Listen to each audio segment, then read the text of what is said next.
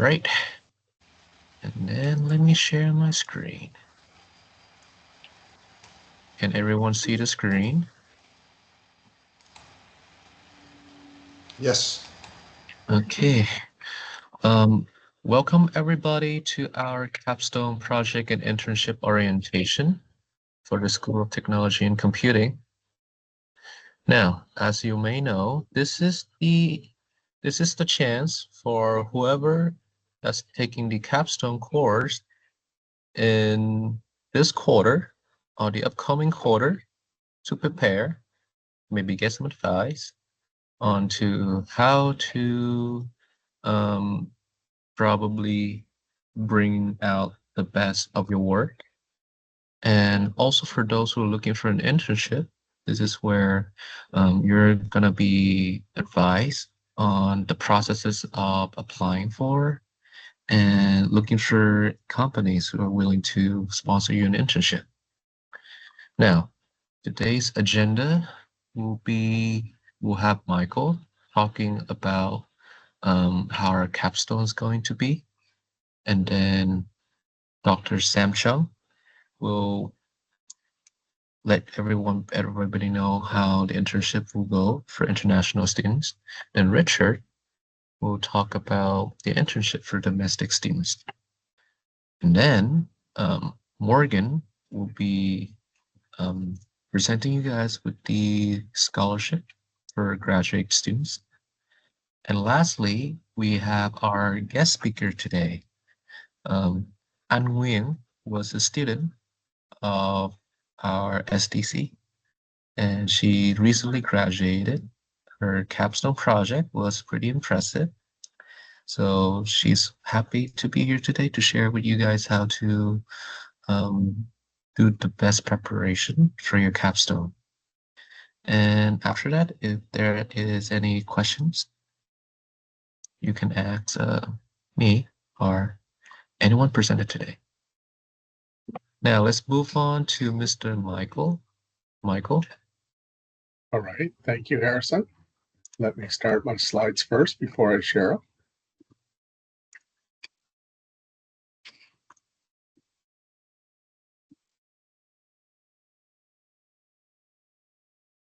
And let's share them.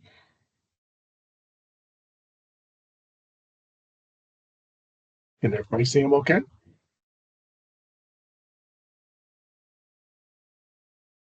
All right, we'll go ahead and start. Okay, I'm going to give you 10 tips on a successful completion of your capstone project. And with that, we'll go ahead and get started. Maybe.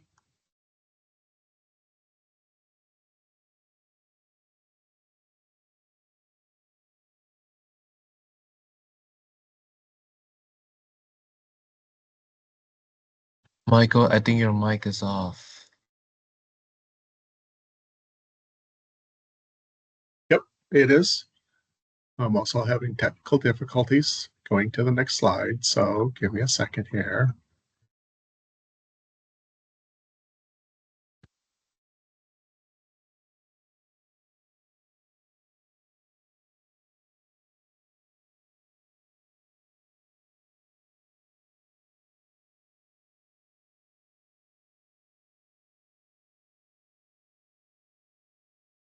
Interesting. There we go. Perfect. Sorry about that. Technical difficulties on here. So let's go through my 10 tips here. Okay, what's a capstone project? Okay, it's usually done in your last quarter at CityU, whether you're a graduate student or a senior.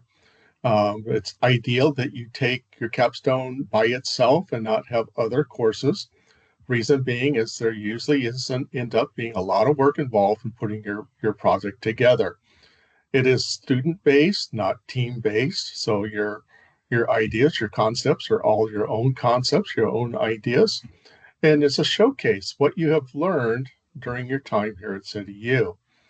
One of the things that helps along the way in that it helps your self-esteem and prepares you for when you go out and try to obtain a real job. Okay, then that you have a little experience speaking for yourself and making a presentation and a sales pitch on there. So that's the first one. Okay.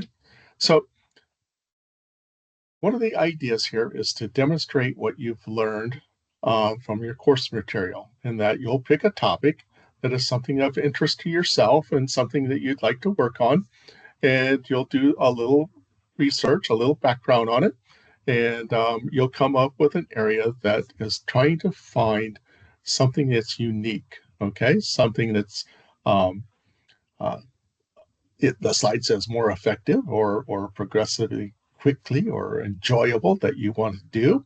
Okay, but what it is you're not trying to duplicate somebody else's work. You're trying to figure out something for your own.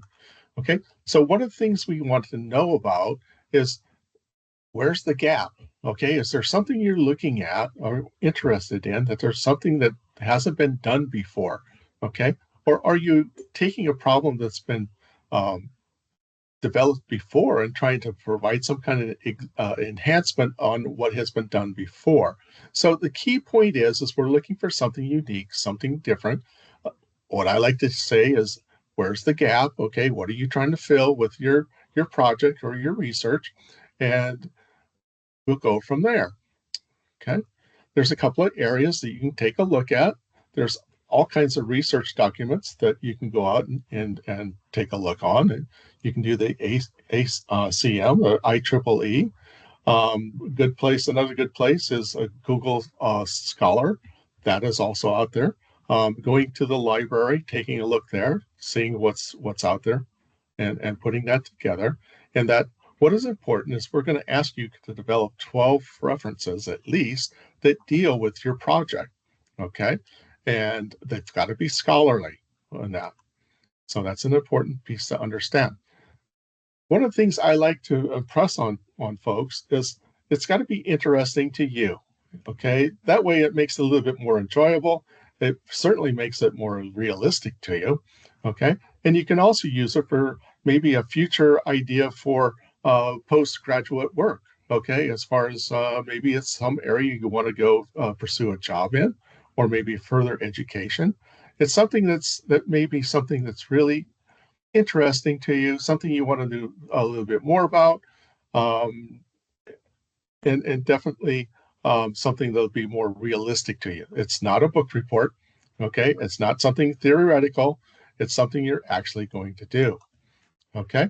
So the first thing we want to do this very first week, once you get into the class, and the idea is to make sure you have your problem already defined before the first day of class, because you start off right away coming up with a problem statement. Okay, what are you trying to convince your audience or your reader that it's meaningful efforts for your project that you can provide a viable solution for?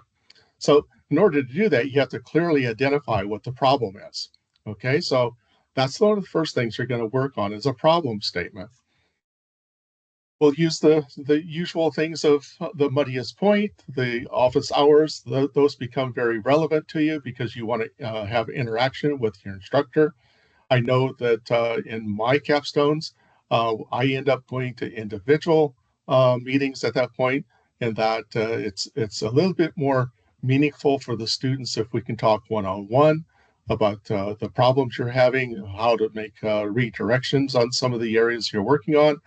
One of the things that might come up is you can't find enough references for your problem. Okay, and we'll talk through that and find out. Okay, maybe we tweak your project a little bit in order to make that effort to getting those minimum 12 references on there. Okay, so if you're used to being an asynchronous student, I would tell you right now, you should be. I won't say you're going to be. You should be more interactive with your instructor. Okay, particularly after about the fifth week. There's 3 deliverables at the end of the capstone. Your capstone final report. You'll have a PowerPoint slide point that you'll be presenting, and we also ask that you put your if you're doing a program, you put your source code in GitHub on there, and you also put your PowerPoint slides in GitHub on the end of it. Okay, so at the end of it, this is usually the point that most students go, "You what? You want me to do what?" Is that we have at the end of the corner is a School of Technology symposium. Okay, and that's where all of our capstone students from undergraduates, graduates, doctoral students get together, and we develop sessions, 3 presenters in each session, and we usually have somewhere between 5 and 8 going at the same time. Each presenter will be given 15 minutes to do their live presentation. We also ask for a 2-minute demonstration of your capstone project. And finally, you can count on about 5 minutes worth of question and answers afterwards. So that means there'll be somebody in your session, or maybe I've seen between 2 to 4 individuals. You may know them as your instructors from past, or maybe people you don't have acquaintance with, but they'll be glad to listen to your presentation, and you can be prepared to answer some interesting questions after that.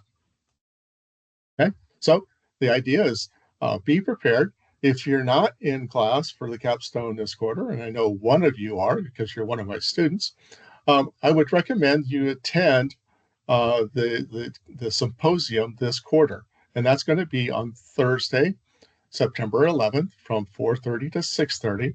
I would recommend that if you're planning to take your capstone next quarter, it would really advance your knowledge in preparing for the capstone of dropping in, taking a look at some of those presentations to get some idea of what's ahead of you.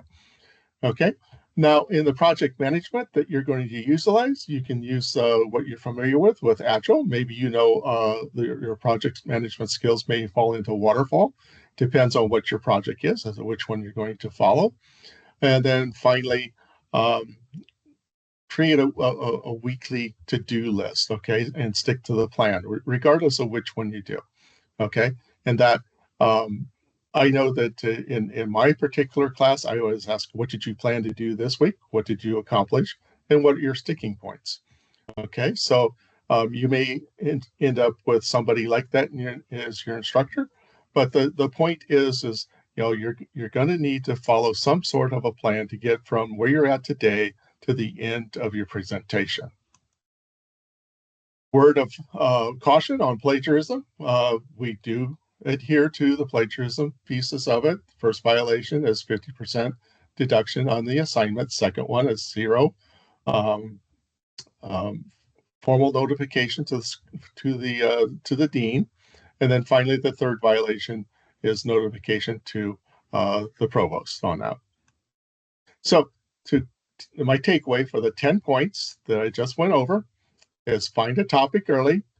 Uh, if you're planning to start next quarter, today's not a bad day to start thinking about the project. An idea is if you want to float your ideas around, you can either talk to Brian, who's the program director for the master's program, or you can talk to me as an undergraduate if you want to talk your ideas over before you actually start your capstone. Search for that existing problem. Make sure that if you have an idea, your concept, you maybe want to start looking around at the reference material now. It's either you do it now or you do it when you start the class, but I recommend you do it early. Be wise and choose your topic carefully. Ensure the topic is clear, okay, and you're able to make a presentation that is believable to your audience. Ask questions and engage. Don't be shy. Don't be hesitant. Reach out. Keep in mind the final deliverables, the 3 I talked about. Okay. You get out of it what you put into it. Okay. So I know, some folks are really gung ho and they put a whole lot of effort in it, and it shows at the end. I think we're going to hear one of the presenters at the end who's done a very good job on hers. Okay. So the time you put in is very evident at the end. Talking about time, you want to make sure you use your time wisely. One of the things I missed on the previous slide, and I'll talk about it right here, is your project has to be deliverable in 10 weeks. Okay, so the scoping piece of it is one thing you're going to definitely want to talk to your instructor about is, are you going to be able to do these things in 10 weeks? If not, what's the alternatives? Okay, and that's one piece. So time-wise, you give it 10 weeks from start to finish, so you have to keep that in mind. Don't forget to submit your assignments on time. You're still under the school policy for submission of the assignments. And finally, plagiarism. We want to avoid that at all cost. Okay, so that ends my section, and I'll be glad to answer any questions at the end.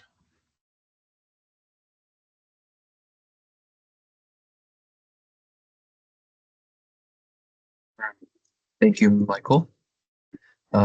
Next up, Dr. Sam Chung will introduce you guys in the internship program for international students. Sam, will you please?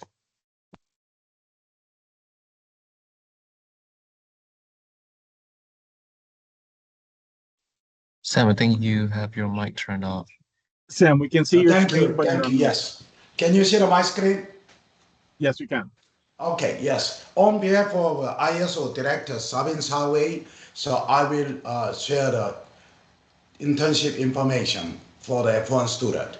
This one another we called Curricular Practical Training, CPT, for F1 student. F1 student, if they want to take the internship, they have to get a CPT. So let me talk about that, okay. Okay, so what is the CPT? This is the internship that is an integral part of established curriculum. Means internship is a part of a program plan. School has operated this kind of a course since 2023. Because of that, the current student, international student, they can take an internship course. This is a kind of a temporary employment authorization for F1 student to gain practical experience under academic supervision. Because of that, except for approval of educational course, this is a part-time work, less than 20 hours a week. Why? We assume student is taking another course. This internship can be paid or unpaid. It depends upon student contracts. It requires enrollment in an internship course at the regular tuition. Also, it needs to apply toward a student degree. Because of that, while students are taking elective course, students are allowed to do that. This is international student only. CPT employment dates are aligned with the internship class start and end dates. So who is eligible? Minimum of academic year is 3/4 of consecutive full-time enrollment in the program. Because of that, we do not support the day one CPT. We don't support them. Also, earliest start for graduate student with approval by academic department. Because so you need approval from the department. Also, minimum GPA is 3.0 for graduate student, 2.0 for undergraduate student. However, individual program, we are saying 3.25 for STC student.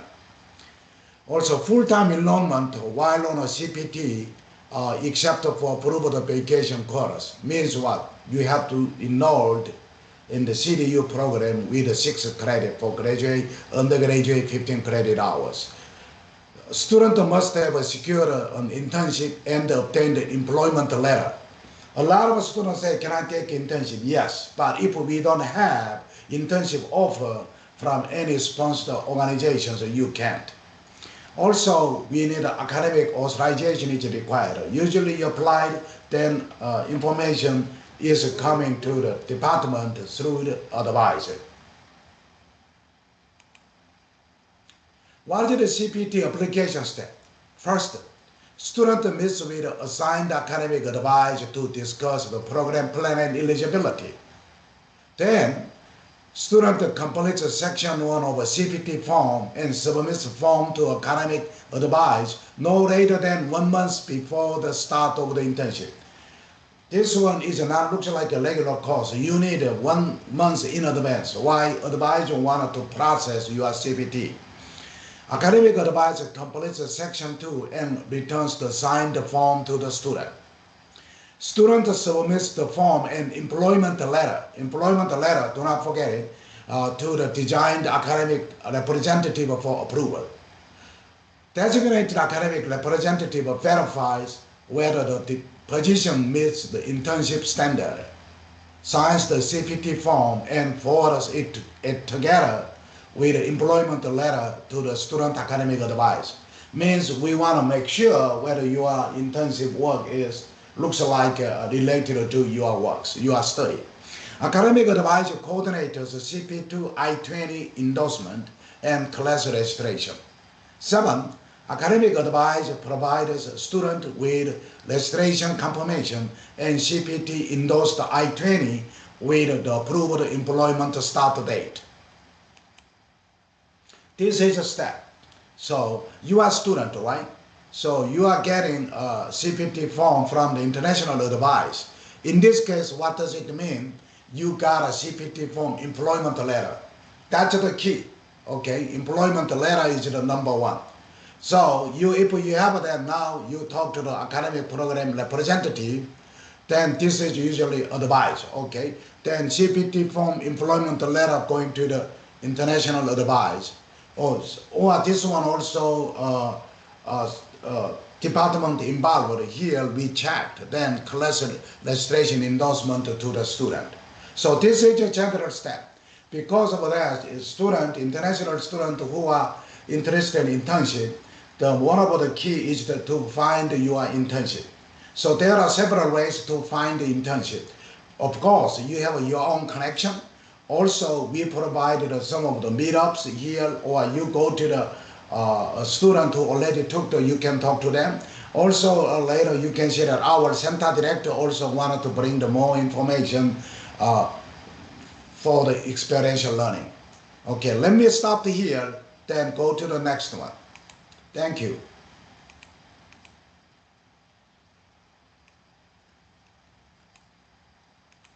Oops, my camera didn't work.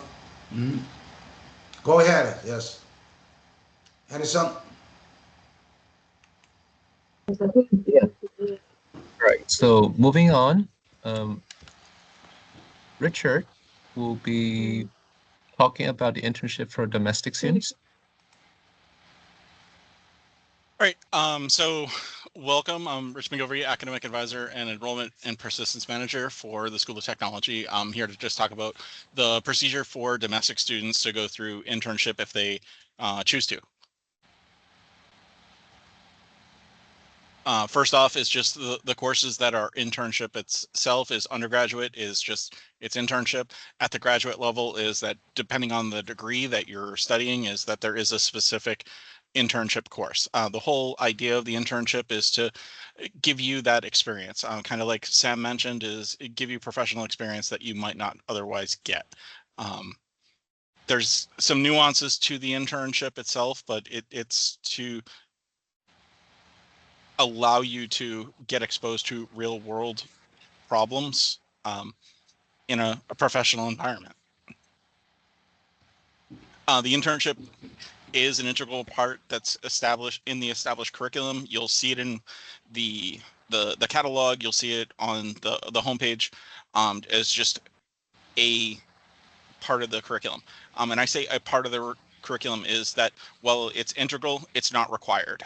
This confuses some students, so I sometimes have to explain that it's listed there as an option for students.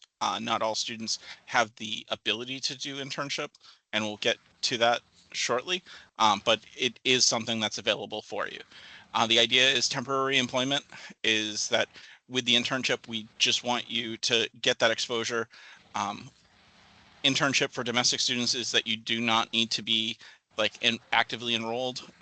Kind of like with F1 is that students have to take vacation quarter sometimes, or they have to stack it accordingly, is that you can take into internship independently than taking a full-time load. You have the ability to work either 20 hours a week, that's the minimum expectation for domestic students, or you can work full-time. It can be paid or unpaid based on the opportunity. It does require you to meet with me, and it is to receive credit for the internship is that students are charged the undergraduate or graduate rate depending on what the course is. If you want it to count towards your degree, is that it can't be extra credit, meaning that if you don't have a spot for it, I don't recommend that you pursue the internship class, or you won't be able to take the internship class. There's nuances based on funding that get into it where you won't be eligible to take it. And then lastly, the internship employment dates align with the start and end dates of the quarter. So like if the quarter starts for the fall, say you were getting an internship, is that the internship starts in September and ends in November, it could be difficult to manage that, especially when our quarter runs from October through December. I'm not saying that we can't make it work, but you need to make sure that the internship aligns with the quarters to be eligible. Internship eligibility is kind of like Sam mentioned, is that you need to have full-time enrollment for 3 consecutive quarters. For undergraduate students, you need to have at least 30 credit hours earned in the undergraduate core. At the graduate level is you need to have 18 credits. Minimum GPA of 3.25, must be enrolled in a program, and then students are asked to secure the internship and obtain an employment letter. Once you obtain the employment letter, you can share that with myself as academic advisor. I'll verify it, hand it over to the internship coordinator that will do their due diligence, and if approved, we'll start the process so that we can get you registered. Internship ineligibility, if you already have experience within technology and computing, like your day job is network engineer or help desk or something like that, it may not be recommended, and you may not get approval. If you're already working part-time or full-time in an IT related company, if you already were awarded 2 elective courses, if you failed the internship the first time and want to take it a second shot, that won't get approved. And then if you're using veterans benefits, is that if you take an internship and use it as one of your electives, is that you're not eligible to pursue a second internship using the veterans benefits. So the application or internship application steps is meet with me to discuss the program plan and eligibility. You submit your employment letter. Like I said, is just verify that you meet your GPA, you have the credits, check over the internship letter itself, and then hand it off to the internship coordinator. They verify everything and then send it back to me, and we start the registration process. Our workflow is not nearly as smooth because the student has to get the employment letter and also identify the internship worksite supervisor. They need to pass the employment letter off to the academic advisor,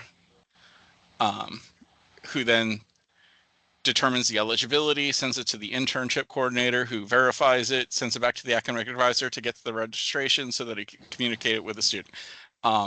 Like I said, not the smoothest process, but it works. We've been able to make it work. Internship offer letter.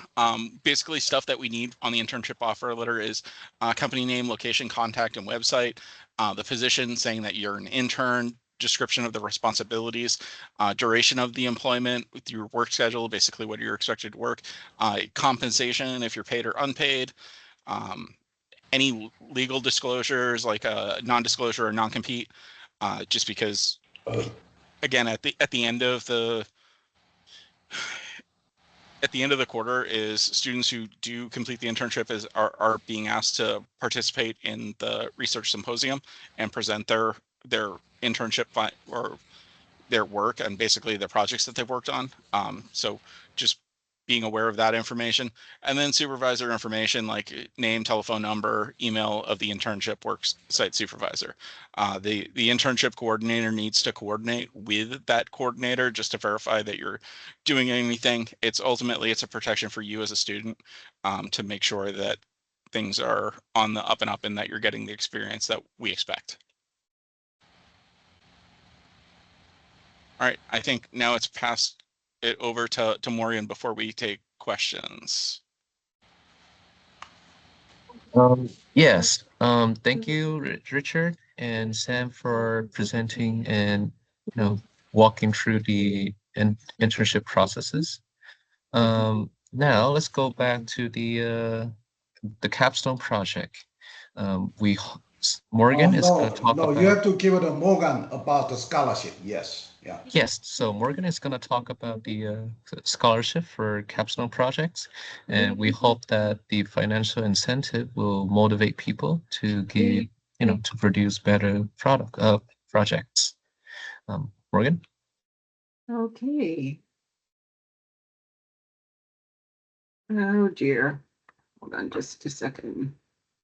It's so much fun sharing in presentation mode. Just a second. Let's go. Okay, I'm sharing, but I'm not sharing at the beginning. So we're going to, just a second here. Okay, I'm going to be, hold on. Let's try presenting in Teams and see if this works.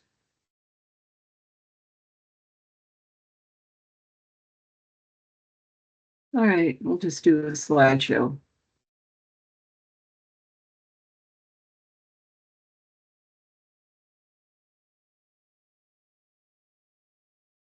You'll see my screen shortly.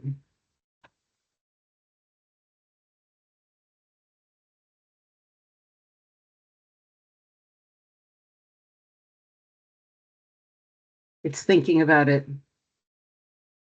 Okay, can you see my screen? Is it sharing? Yes. Yes, we can. Okay, so I'm going to be talking about experiential learning.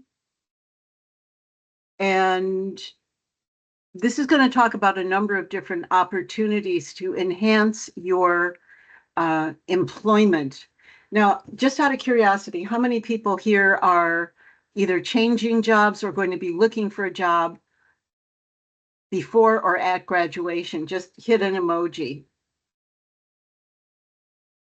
Okay, 3 of you, more. Okay, so good. So one of the things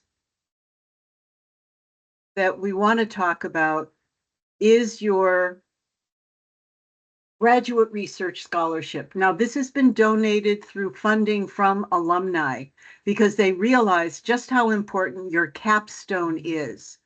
You can only apply for this scholarship when you are pitching your capstone as a project. Now, this means that you're going to have to be really prepared and have thought about your capstone well before your capstone quarter. So we're trying to encourage all students who are interested at the master's level and want to apply for this scholarship to come before they start their second year, because this is going to take time on your part. It's only for capstones. You cannot use it for any other course. Ideally, your capstone is the last quarter you're here. It is $1,000 that is applied to your tuition. And it's a lot more distinguishing than that, because the desired outcome is that you are going to have a publication. Now, the publication, whether you're staying in your current job or you are looking to advance your skills and move into a new position, publications are gold. So before you even apply, talk to the director of the graduate program. If you have a program manager for your degree, talk to them too. Make sure that the idea that you're going to present is something that stands a chance of receiving a capstone scholarship. Now, the other thing that we have for experiential learning, and this is a way of earning money while you are working. I wouldn't exactly call it an internship. It is experiential learning. Brian Harrison, if we will make these slides available, the link is embedded in the slide. I can try and go back after I get done speaking and share it with everyone. We got Think the you can- grant in February, okay? We've worked everything out. This scholarship will pay $20.76 an hour. You are only paid for the time that you work, and you are doing cyber audits for small companies under the size of about 250 people. We are getting this set up. We have interviewed 4 people. Okay, thank you, Harrison. If you're interested in applying for this grant, you can click on here, and the link is active in the screen share. There is training, and it's also been put into the chat by Harrison. Thank you very much, Harrison. There is training associated with this. You have to meet with the business that you're talking to online, and there is some paperwork forms that you have to fill out. So it's a good way of getting experience on your resume while you are still in school. There are some caveats. It's not only open to US citizens. Most international students, there are a few countries, if you have a citizenship in these countries, you're not able to apply for the scholarship. But check with Jenny Ju. You can also check with me, although my email is not there, and we can go into details for that. Now, another thing that you can get good, solid experiential learning is doing competitions. We had a hackathon last weekend. I'll talk more about this shortly. The National Cyber League is an excellent way of doing online learning. Yeah, I'm sorry that you already graduated and you're not going to be able to get that opportunity. The National Cyber League is available to people a year within graduation. Okay, now, CityU students, alumni for a year. The portal is opening up for National Cyber League. You can be an absolute beginner in this. There's a beginner's team. The gymnasium, because you are working to be a cyber athlete, opens August 18th and through the October 10th. That's when you can sign up for an open forum for $45. The late fee is $55. And if you follow through and do some of these things, the Center for Cybersecurity Innovation will return part of your application fee. Now, not only are there practice games, yeah, you can always apply for another degree. By the way, this is open to every degree at STC and SBM. Again, you can learn the technology as you're going through this game. Individual practice games are October 13th through 19th. You can read this. Your individual game is the 13th through the October 19th. These are practice games. Oh, the real game. Your team game is November 7th through 9th. Now, this cybersecurity club that meets on Wednesday evenings is tutoring people through this opportunity. I would like to mention that 3 or 4 of our CityU students reached Diamond League. In fact, if Veronica's still here, she's one of them. Emilio. Yes, I am. Thank you. Thank you. We were very proud of you. Tell people how many times you competed before this. 0. Okay, and what did you and I'm not attribute some of your success to, Veronica? I definitely attended all of those practice sessions that the Cybersecurity Club offered, in addition to attending the Cybersecurity Club meetings every Wednesday, and actually practicing in the gym before getting to the competition. It took all 3 for me because I've never had a cybersecurity class. I'm not a cybersecurity student, never had a job in cybersecurity. I am an AI student with an undergrad in business and MIS. So okay, well, the management MIS didn't hurt. Okay, and the other part that Veronica was talking about is Monday evenings, there's a study group and you get some really, really good coaching. MJ, you have your hand up. Question? Because you're muted. Okay, I'll keep talking until you unmute. So this is a perfect way of getting a lot of skills, and you get a scouting report. So the scouting report is something that you could definitely show to your employer. It works in 9 different areas, and it shows them what your accuracy is. Now, Veronica, hopefully you're going to perform again. And anytime you take Absolutely, and this, it will be right after I graduate, but I'm eligible for the next year, so I'm still gonna participate. If I'm still eligible for the spring, I'll probably do it in the spring again too. yeah, well, the thing is that this is one of the best things that you can show to an employer. It shows that you're curious, that you're eager, and you never know when you're going to need security skills. Thank you, Veronica. We really love having you there. I have one more thing to add on that. Sure.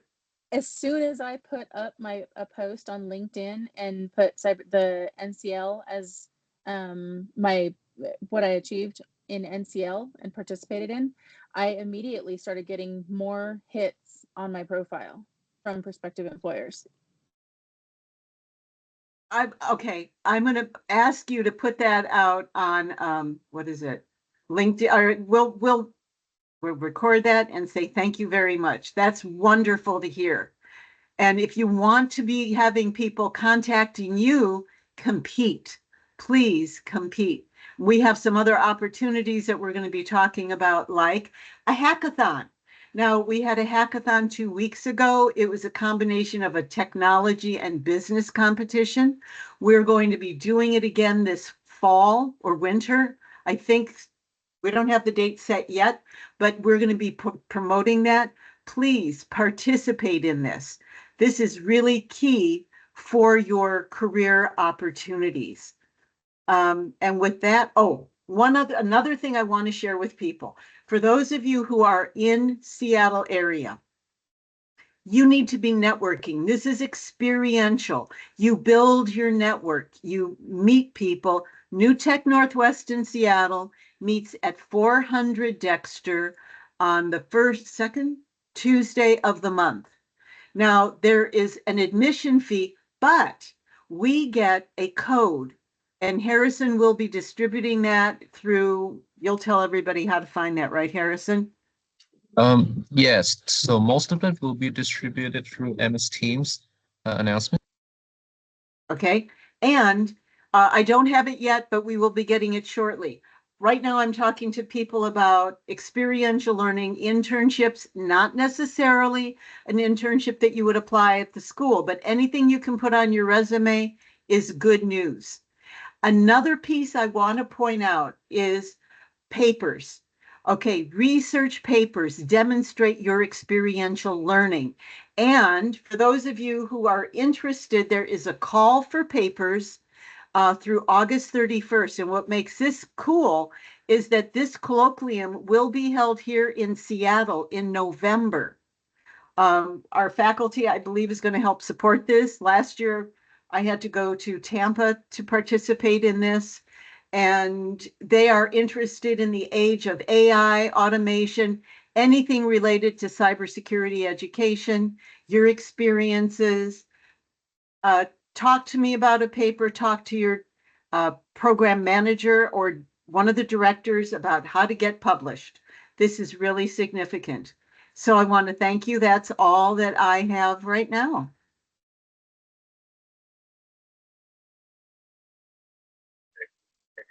Well, thank you, Morgan, for sharing with us about those opportunity. That surely will be able to help out some students in getting more recognition for their project and their profile, and also help out with the capstone. Now with us today, we have an alumni who had a very impressive capstone project. She will be here to share with us today about her experience with her capstone project in CDU. Anne, if you may.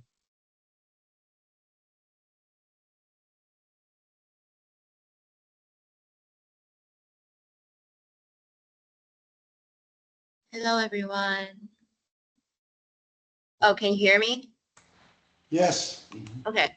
So Yes, we can. I was a recent graduate from MSCS just last quarter, June. Very happy to be able to share some of my experience here in our little meeting. So what I did last quarter was an AI quiz generator. It involves like processing the PDF files or web pages, read through the content of those resources, and then generate quizzes or questions based on those content. Okay. So I luckily finished my capstones with all of my goals hit. Basically because I abide to some of these principles that I laid out for myself. First is prioritize the core features. So you only have 10 weeks to do everything, and that's a very short amount of time. So you should just focus on at most 2 or 3 features that you want to showcase for everyone. And then like once you already have those features laid out and very stable, you can expand on top of that, depending on what you want.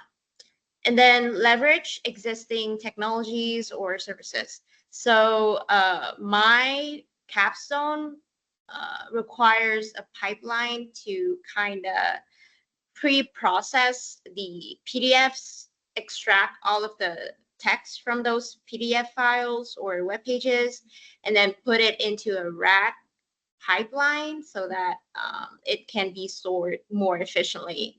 So that later on AI can fetch the content and generate the questions. So even though the idea sounds quite simple, but if I have to do everything from scratch, it's gonna take me like a bunch of times. So instead of implementing everything by myself, I just decided to utilize all of the existing services out there to help me finish my project faster. So especially for the PDF text extraction, instead of there's already like a bunch of libraries out there so that us developers can like implement and use to extract the PDF. But to me at that point, since I didn't really have much time, I decided to delegate that task to like cloud services because it does much better than what I can do. Okay, so the next thing is early tool validation. So as I've mentioned, I use quite a lot of cloud services. And even though they're very efficient by themselves, one of the caveat is that there might be some gap when you try to connect their input and outputs together. And there might be some like underlying issues that if you don't identify and address early on, it's gonna take a lot of time from your hand. And I have to state this again, 10 weeks is really short. And then finally, just code immediately.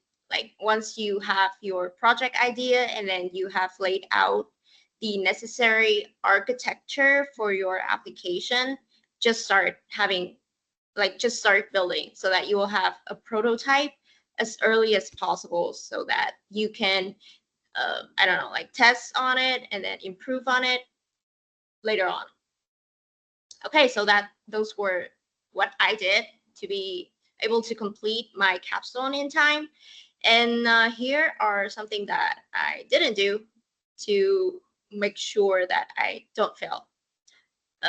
Again, don't build from scratch. Like if there are anything that you think a service can do much better than you, just use it. And then don't overcommit scope. Again, 10 weeks is very short. So when you're focusing on a feature, don't add on too much on top of that, just to make sure that you are able to deliver what you're promising yourself or your instructor on that time. And finally, don't skip on testing, because when you're presenting your capstone to everyone and like have your demo, it is really bad to come across a bug that like pops out of nowhere and you don't know how to fix. So you should test it comprehensively as early as possible to prevent any bugs from happening. Okay, so here are my key takeaways from the capstone. At the final stage, I had to do quite a lot of evaluation, quantity, and then quality analysis. And I think that the courses that helped me the most on that part was the data related courses, because they give me like an overview of how I can evaluate my results compared to the other existing literature over there outside. And another course that helped majorly was web development.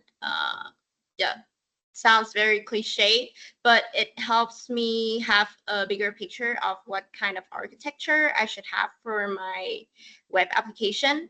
And during my time then, that was when I was first introduced to AI agent, and that helped majorly in my capstone, so that I can like research more efficiently and apply the AI agent more efficiently.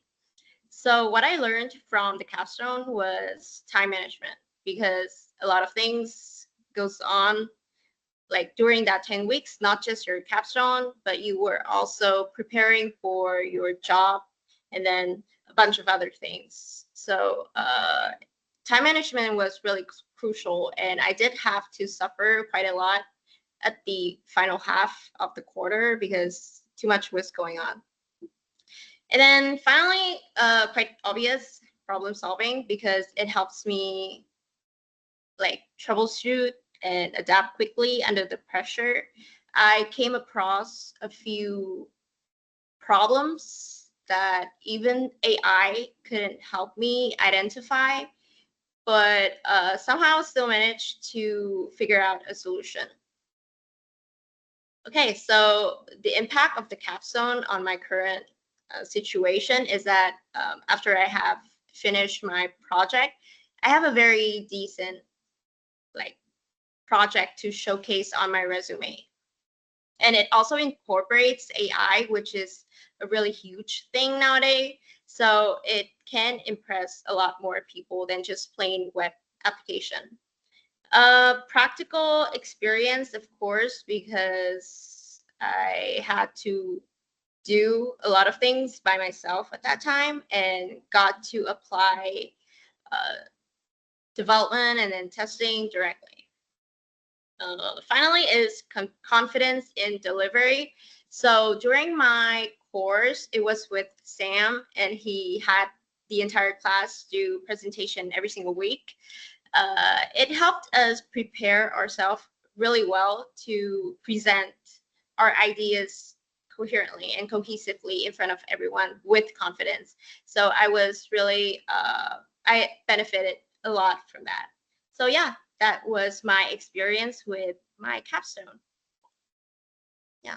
Okay, Harrison's, I will add two more evidence about her works. So just let me share the screen. Okay, so No worries. just, yeah.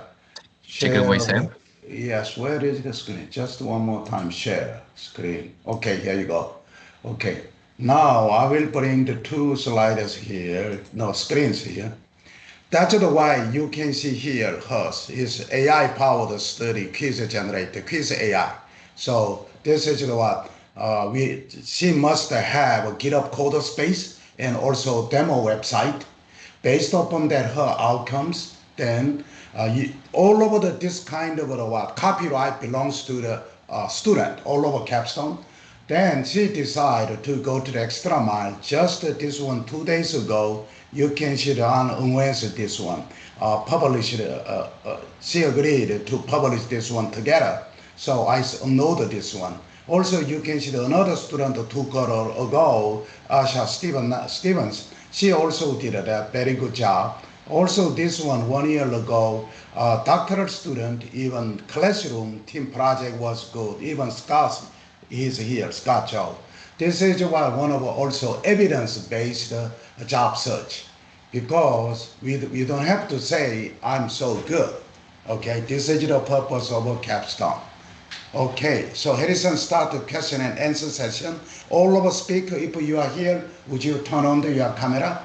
Then after a couple of questions, let's finish it. Stephen, Harrison. Right. Well, thank you all the presenters for presenting us with the information needed for a successful capstone project and internship profiles. Now, if you guys have any questions, feel free to ask our presenters. Okay. In the Okay. chat, Let me break, guys. This time I want to ask Richie. Richie, student, they are coming to you.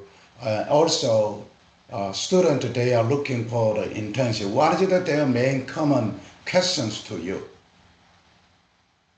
I mean, it's more of just looking for opportunities. I Okay. mean, I share the Thursday bite, but I also say is that we need to look at what's available based on your local market. One of the, if they're in the Seattle area, a company that, a Fortune 500 company that I see a lot of internship opportunities on a seasonal basis, not Amazon, Sam, not Microsoft, is Right. T-Mobile.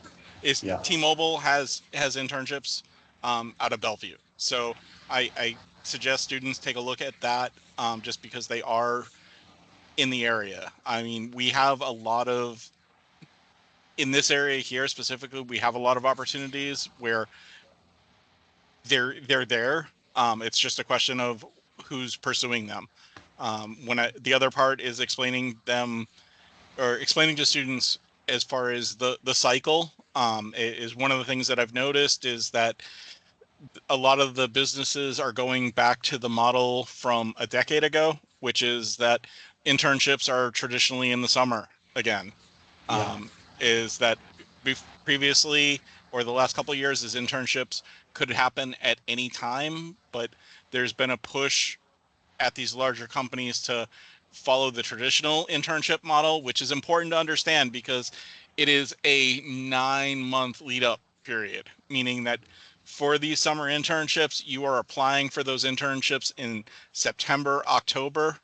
You're interviewing for them in January and February, and then you hear a decision in April for Right. a June or July start. And so it's a long time for the process to know whether you get the internship or whatnot, but that's where having this, just informing, making sure that students understand when they're looking for an internship. There are always smaller companies that have internship opportunities, but when you're looking for one of those larger companies that has that name recognition, is that they do have a formal process. Right, Grace. That's why Morgan's teams, our center director, and they are leading associate director together. Yes, they are leading the experiential learning. One of the example is Veronica is here. Morgan leader also supporting all club, actively cybersecurity club. Veronica involved. Veronica, did you get a $1,000 check for your tuition? I want to confirm it. I did. Thank you very much. Okay, great. Yes, Morgan wanted to much more centralize the figure to a kind of a matchmake or introducing information, but we initiated this one through the her connection. So Morgan, would you put something more about the final internship opportunities through the center? And then let's close this one because of time's come here. Yeah. Okay, and I see that Harrison has his hand up. Okay.